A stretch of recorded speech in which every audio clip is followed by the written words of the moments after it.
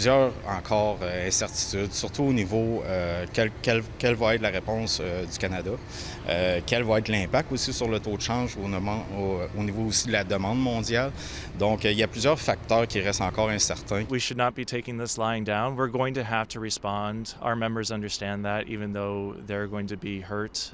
They know that we need to do our patriotic duty. Étant le seul fabricant de boîtes de conserve au Canada, pour nous, l'augmentation ou l'incertitude économique que présentement on subit avec les États-Unis nous donne une opportunité de croissance assez exemplaire. I don't think that they're thinking about the lives of the people that these things are affecting.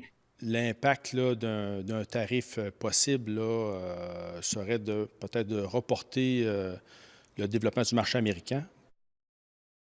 On vient d'entendre l'imposition de tarifs douaniers sur l'acier et l'aluminium préoccupe des entreprises partout au pays. Ces deux industries représentent plus de 50 000 emplois directs. Des dizaines de milliers d'autres travailleurs en dépendent.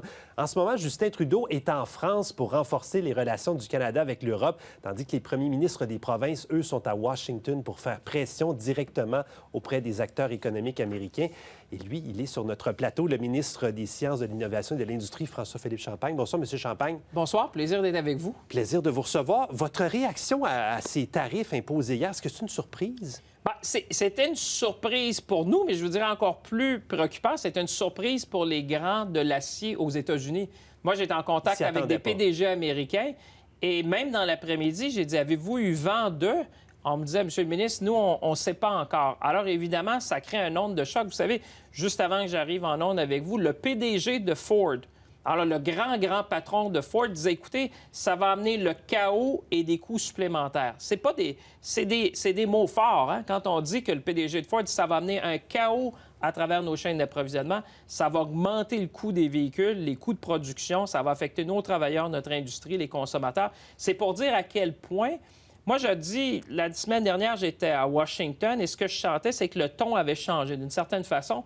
Nous, ça fait longtemps qu'on dit, écoutez, si vous mettez des tarifs, ça va avoir un impact des deux côtés de la frontière. Vous parliez de l'impact chez nous. Ouais. Mais là, il y a aussi les PDG américains qui disent, oh, mais un instant, là, vous allez déranger des chaînes d'approvisionnement qui font qu'on est compétitif en matière d'automobile, mais aussi qui vont affecter la sécurité nationale. Pensez l'acier qui s'en va dans l'industrie de la défense, l'industrie aérospatiale. Alors, on touche la construction navale, on touche à des secteurs névralgiques.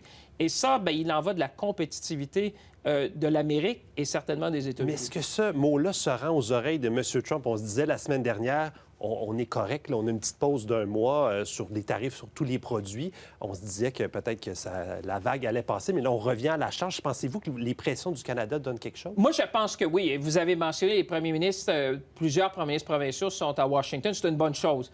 Nous, on y était, le ministre Blair avec moi, on rencontrait des gens de la défense. Je donne des exemples très concrets. Je leur disais, n'oubliez pas, Saguenay produit l'aluminium qui alimente vos usines automobiles dans le sud, des États du sud des États-Unis. Le titane de Sorel alimente l'industrie militaire américaine. Sans titane, vous aurez de la difficulté à faire de la construction navale. Après ça, on parlait des minéraux critiques qui sont à Bécancour. On parlait de l'acier qui est produit du côté de Contrecoeur. Alors, des exemples très concrets où on dit, attention, vous allez rendre l'Amérique moins compétitive. Et là, pourquoi je vous dis que ça a changé, c'est que nous, de le dire, c'est une chose, mais quand c'est les PDG des plus grandes compagnies américaines, en matière de défense, en matière automobile, un instant, vous êtes en train de déranger les chaînes d'approvisionnement qui font qu'on est compétitif, qu'on est capable de fabriquer des véhicules que les consommateurs sont en mesure d'acheter. Si vous empêchez l'aluminium et l'acier canadien de rentrer, ou si vous mettez des tarifs, vous allez nuire aux Américains.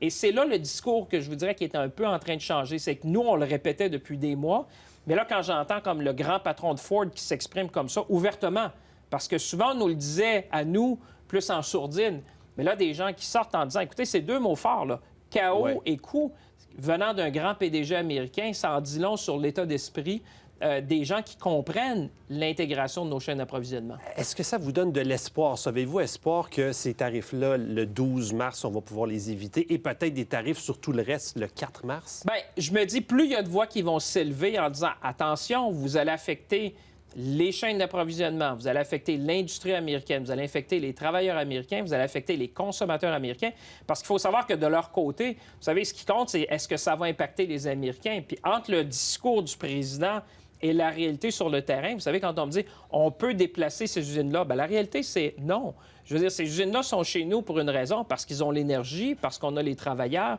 parce que les chaînes d'approvisionnement ont fait que l'aluminium qu'on produit chez nous, c'est le meilleur au monde. C'est comme ça qu'on peut l'exporter aux États-Unis. C'est comment négocier avec eux? Est-ce qu'ils s'attendent à ce que des entreprises canadiennes déménagent aux États-Unis? Bien, c'est ça l'objectif? La réalité, c'est pas ça, parce que ça, c'est le discours politique. La réalité, vous savez, on ne peut pas déménager une aluminerie avec 3 déménageurs et un camion, là. Hein? Vous savez, vous parlez d'investissements qui ont été faits sur des décennies, des investissements de milliards. Ça prend les travailleurs, ça prend la compétence, ça prend la technologie. Alors, la réalité, c'est que là, les manufacturiers américains disent, bien là, on va être obligé de payer les frais de ça. Et l'autre fois, vous aviez le gouverneur du Kentucky qui s'est exprimé. Vous savez, quand on avait retiré les produits d'alcool américains, qui disait, mais un instant, là, les fermiers américains de mon État vont payer, les distilleries ferment, les commandes sont annulées. Il disait, pourquoi le Kentucky devrait payer? Je pensais que c'était à propos du Canada, mais là, c'est mon économie. Il dit, moi, je ne suis pas un gouverneur républicain ou démocrate, je suis juste un gouverneur, mais là, le Kentucky est en train de payer pour des mesures de Washington. Alors, des voix comme celle-là qui s'élèvent pour faire le point que nous, on fait depuis longtemps, je pense que c'est positif. Ça peut faire une différence. Parce qu'évidemment, on est le premier allié des Américains. Alors, l'idée de mettre des tarifs sur le Canada, ça va affecter la sécurité économique, mais aussi la sécurité nationale aux États-Unis. C'est tout ça l'enjeu auquel on fait face présentement. Dernière question. M. Trudeau a promis aujourd'hui une réplique ferme. Ça va être quoi? Tout à fait. Bien, d'abord, la première chose, c'est qu'on consulte avec les alliés présentement, nos partenaires à travers le monde. Deuxièmement, on est en train d'examiner les détails de ce décret-là, qui a plus de 12 pages.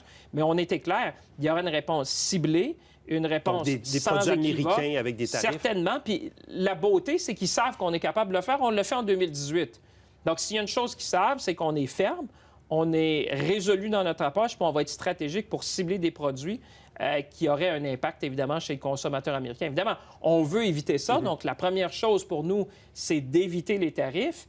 Le cas échéant, c'est d'avoir une réponse qui est très robuste face à cette menace-là qui nous arrive. Mais évidemment, on va continuer. Là, on va doubler d'efforts pour essayer d'éviter ces tarifs-là qui se seraient imposés sur le Canada prochainement. C'est ce que tout le monde souhaite, je crois. François-Philippe Champagne, merci beaucoup d'être passé nous voir. Merci, à très bientôt.